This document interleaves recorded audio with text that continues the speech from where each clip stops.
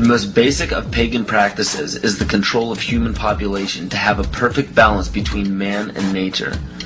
The goal is to bring the population down to 500 million, which is over a 90% reduction in humanity. Now that we have abandoned everything we've been trained to think prior to this moment, we can start looking at the world for what it is, instead of what people tell us it is.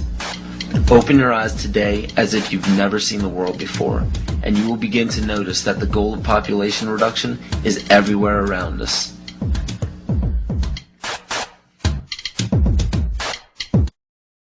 Let me assure you that absolutely nothing that I'm going to tell you is exaggerated, is interpolated, or is imagined.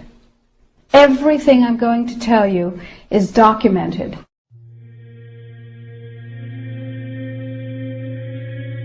He who controls food controls the world. Well, they said in 1962, we're going to work toward total global implementation of Codex Alimentarius on December 31st, 2009. They were sort of guidelines. Now, Codex Alimentarius Commission is administered by the World Health Organization, WHO, and the FAO, the Food and Agriculture Organization. They fund Codex and they run it at the request of the UN. So they're mommy and daddy to Codex Alimentarius. In 1994, Codex, with no notice here in this country whatsoever, declared nutrients, put on your intellectual seatbelts, declared nutrients to be toxins. They're poisons. Under Codex, every dairy cow on the planet must be treated with Monsanto's recombinant bovine growth hormone. Furthermore, under Codex, every animal used for food on the planet must be treated with subclinical antibiotics and must be treated with exogenous growth hormones. If you do the numbers in the WHO-FAO projections, the epidemiological projections, they estimate, not I, that just the vitamin and mineral guideline alone, when it goes into global implementation on December 31st, 2009, will result in a minimum of 3 billion, that's B, bad, big, billion deaths. 1 billion through simple starvation. Those folks who die are not particularly economically successful from the point of view of the corporations, but the next 2 billion, they will die from the preventable diseases of undernutrition. Who will live? Probably those people who are wealthy enough and powerful enough to have their own pushers of clean food and nutrients. So we need your help, because the United States leadership is what's going to literally save the population of the planet. The UN has put out dozens of public documents where they're calling for an 80% world population reduction. In fact, at the Beijing Women's Conference, the World Conference, back in 1997, the head of the UN Food Program said, "We will use food as a weapon against the people."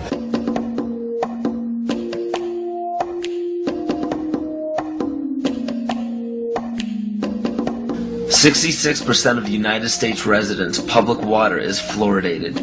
It is known to have tremendous effects on bone cancer, joint problems, bone weakness, lowered estrogen and testosterone levels, and dental fluorosis, which is yellowing of the teeth and pitting in the enamel.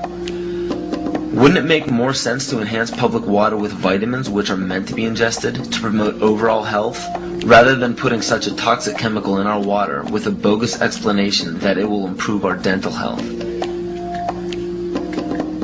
We now know that fluoride causes more dental problems than it solves. Something doesn't seem right about this. Do you honestly believe that these companies care deeply enough for the people to spend large amounts of their own money to fluoridate public water when the people already purchase their own toothpaste? But there's a difference between toothpaste and drinking water. We don't ingest toothpaste. If you go to any hardware store and look at any rat poison product, you will only find one ingredient: sodium fluoride. It is the most toxic ionic molecule outside of potassium dichromate. Now Dannon, along with other companies, have begun fluoridating bottled water. It is becoming increasingly difficult to get away from. And the fact that fluoride is also used in many prescription antidepressants shows that it eliminates aggression and motivation in people. Fluoride, to my knowledge as a physician, has absolutely no biological benefit whatsoever. But one of the significant things is that the Russians carried out all sorts of experiments on the people living in the Gulag. One of them, of course, was to fluoridate the water. Why? To fluoridate the water, why people are not as aggressive as they ordinarily would be. In fact, what is the active ingredient in Prozac that is so widely distributed in America today? Well, it's a fluoride compound. And now, we are finding that public water nationwide is showing up with arsenic, lead, cadmium, and thermonium, which is a radioactive form of lead.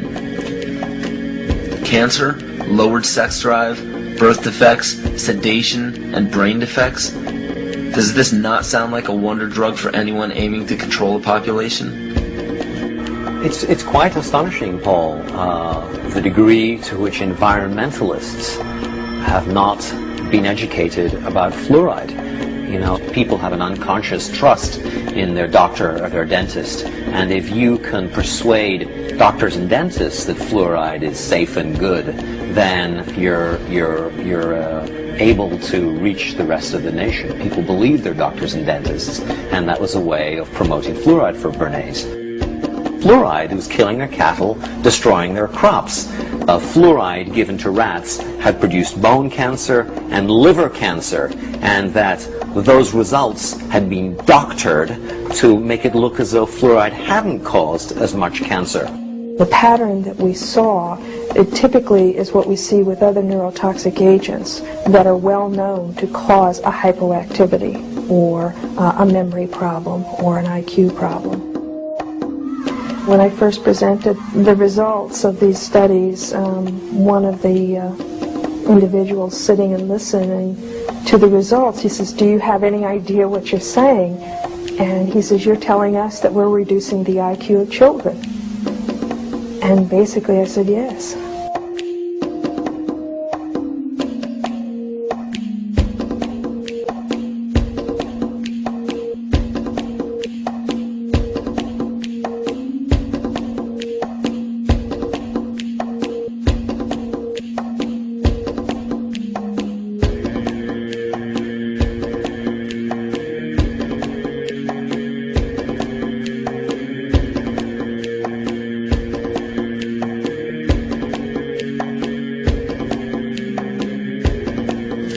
Aspartame, the artificial sweetener found in almost every low-sugar or sugar-free product on the market.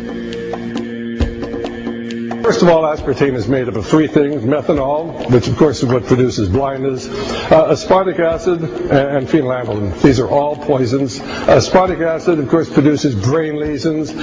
This was known back in the early 1970s. Methanol produces blindness. Phenylalanine is what you see in the brain, and in high dosage it produces trauma. We're not making this all up. The FDA did publish back in, I think it was the 80s, they did publish the 92 potential side effects of aspartame. And they do, these side effects are quite, are extremely serious. Things like dizziness, problems with balance, abdominal pain and cramps, changes in vision, seizures and convulsions, etc., etc. So the nervous system seems to be one of the areas that's most affected. So we see people have difficulty thinking. They feel like they're walking around in a cloud or a fog. Yet despite all of these harmful effects, Donald Rumsfeld pushed it out into the stores in over 5,000 products when he was CEO of Searly, the company that manufactured aspartame.